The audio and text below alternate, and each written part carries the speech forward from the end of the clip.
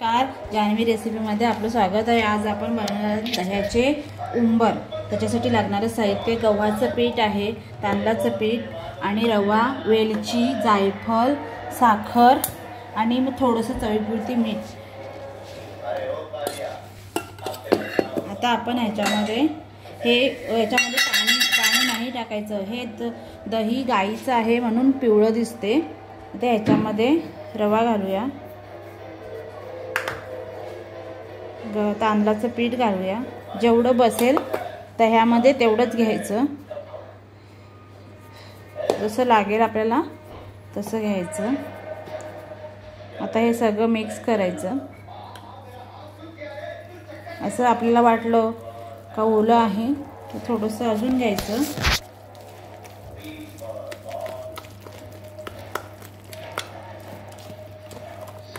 हे अर्धा किलो दही आहे, त्याच्यामध्ये जेवढं बसेल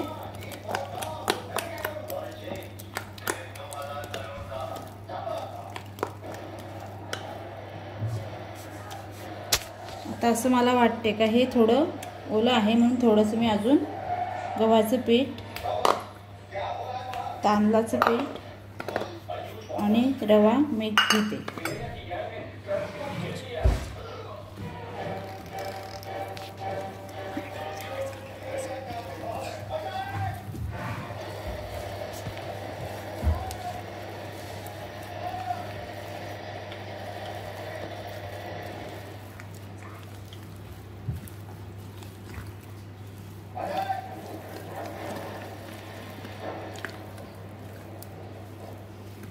आपण ह्याच्यामध्ये अजून हा रवा आहे तो घेऊ, त्याच्याने आपले उंबर एकदम खुसखुशीत होतात।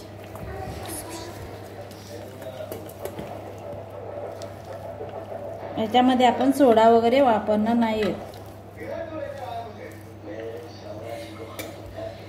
आता ह्याच्यामध्ये आपल्याला जसे आपल्याला गोड आवडतात तसे आपण साखर घ्यायची।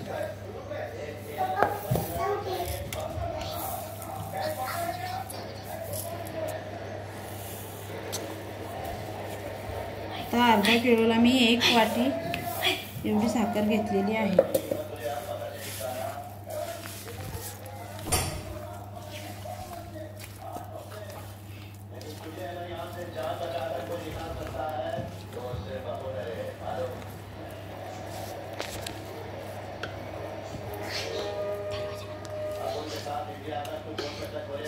आता ह्याच्यामध्ये आपण थोडीशी वेलची घालूया, वेलचीची पूड घालूया।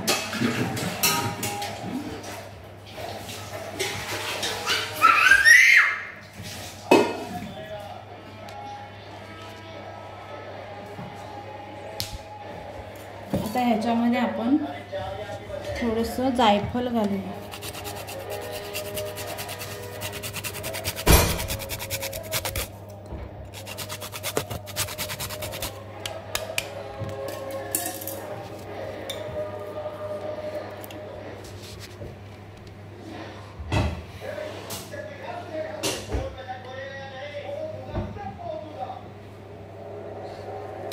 आणि थोडंसं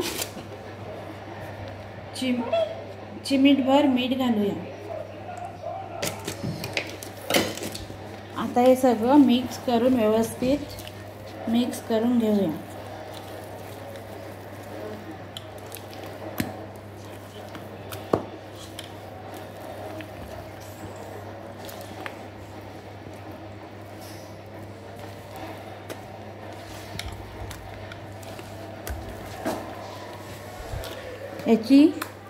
हे आपल्याला एवढं पातळ म्हणजे छोटे छोटे वडे उंबर पडेपर्यंत उंबर पडतील असंच ठेवायचं आहे।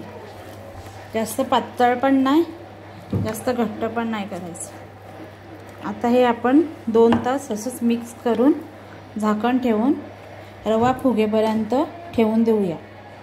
2-3 तास झालेले आहेत। आता हे कढईमध्ये तेल ठेवलंय, ते गरम करून घेतलंय। गरम करून आणि मग मीडियम गॅस करायचा आणि मीडियम गॅसवर मग हे गुलगुले उंबर असे सोडून द्यायचे.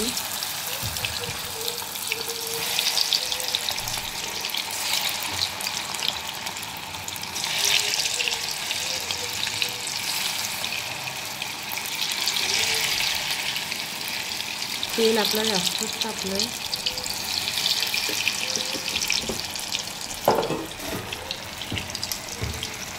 हे लगेच असं हलवायचं नाही, नाहीतर मग ते तुटतात.